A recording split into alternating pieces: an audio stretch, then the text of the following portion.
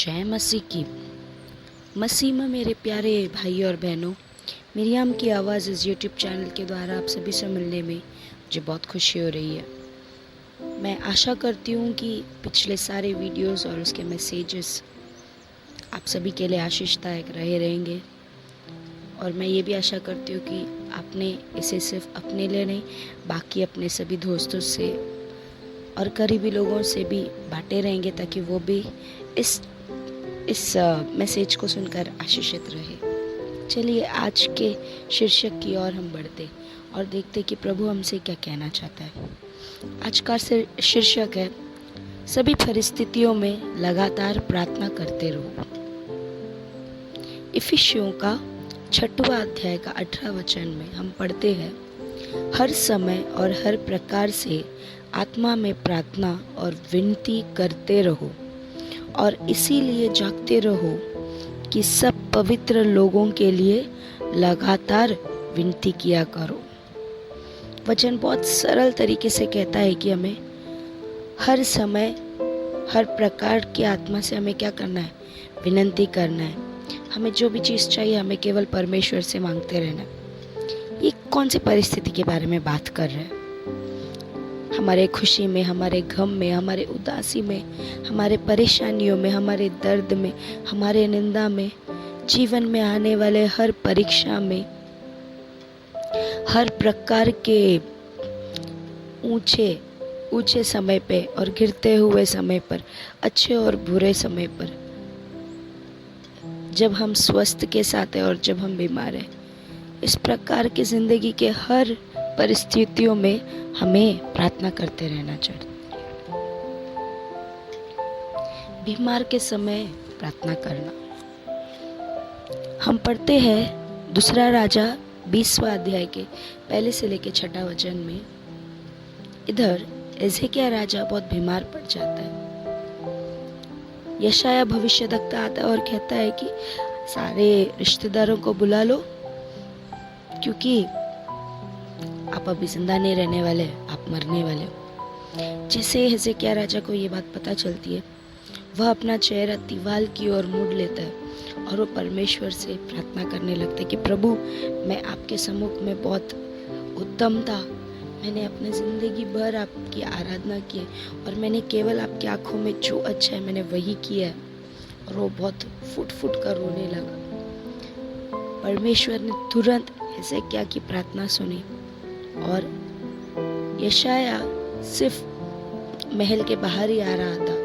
बीच में पहुंचते समय परमेश्वर यशाया से कहता है कि जाके हिजकिय्याह से कह कि मैंने उसकी प्रार्थना को सुन लिया, मैंने उसके आंसुओं को देख लिया है, मैं उसे चंगा करने वाला हूँ और उसके लिए मैं 15 साल का आयु बढ़ा कर दे रहा हूँ।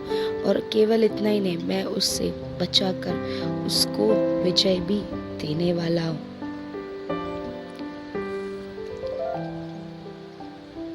तकलीफ में भी हमें प्रार्थना करना चाहिए, परीक्षाओं में भी हमें प्रार्थना करना चाहिए। दानियल 6वां अध्याय का 1 से लेकर 28वां वचन में हम पढ़ते हैं एक बहुत ही अद्भुत बात के बारे में। दानियल दरियुस राजा के समय पर एक महल में सभी लोगों के साथ वो काम कर रहा था, देखभाल करने का। अभी जो बाकी के लोग थे जो इसके साथ उस राजा के समय पे राज कर रहे थे, उनको बहुत चिढ़ थी दानियल से। तो उन्होंने एक षड्यंत्र रचा दानियल के विरुद्ध, और षड्यंत्र ये था कि अगर किसी ने किसी और परमेश्वर की आराधना की किंग राजा दरियुस के अलावा, तो उसे सिंह के गुफा में डाल दिया जाए। और ये सब जानते हुए भी दानियल हमेशा की तरह खिड़कियों को खोलते हुए यरूशलेम की ओर वो प्रार्थना करने लगा। यह देखकर सारे लोग आए राजा के पास और कहने लगे कि अभी आपको दानियल को जरूर सजा देनी पड़ेगी। अब भी दरियुस जो राजा थे वो बड़े दुविधा में पड़ गए थे, ना वो कुछ कर सकते थे, बचाना चाहते पर नहीं बचा पाए। और जैसे बोला गया था सजा दिया गया। दानियल को सिंह के गुफा में डाल दिया गया। सब लोगों ने सोचा रहेगा कि शायद हमने दानियल का अंत कर दिया। यहाँ दरियस राजा को रात भर नींद नहीं आती। वो सुबह सुबह बहुत सवेरे उठ के आके बहुत ही दुख भरी आवाज में पूछता है, दानियल परमेश्वर के सेवक, क्या तुम्हारे परमेश्वर तुझे इन शेरों से बचाने में, इन सिंहों से बचाने में सफल रहा?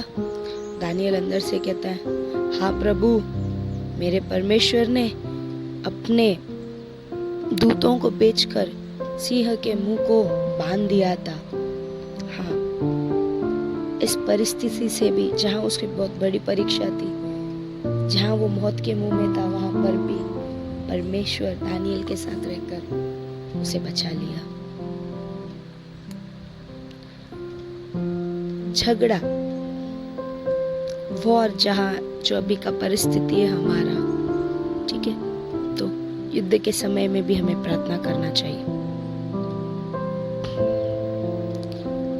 हम बाइबल में पढ़ते हैं निर्गमन 17वां अध्याय 11 से लेकर 16वां वचन में, यहाँ हारून और हूर इस मूसा को मदद कर रहे थे।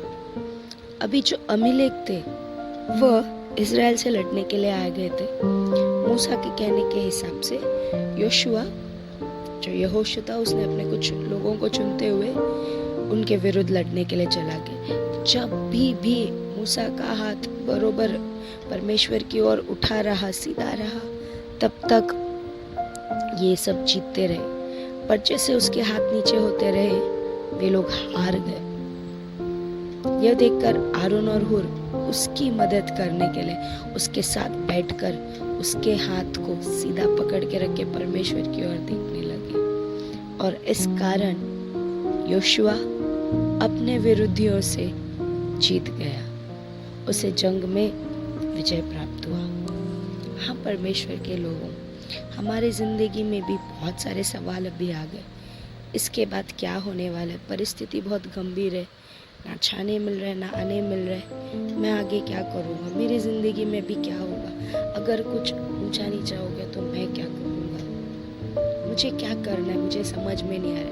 तो आपके प्रश्नों का उत्तर यहीं पर है। हिजकिय्याह राजा के समान अपने उस संकट में भी, अपने उस, जब उसे मालूम पड़ता है कि मुझे मरने वाला हूँ, उस तकलीफ में भी वो परमेश्वर से प्रार्थना करता है। हम भी प्रार्थना करेंगे, हमें भी परमेश्वर छुटकारा देगा।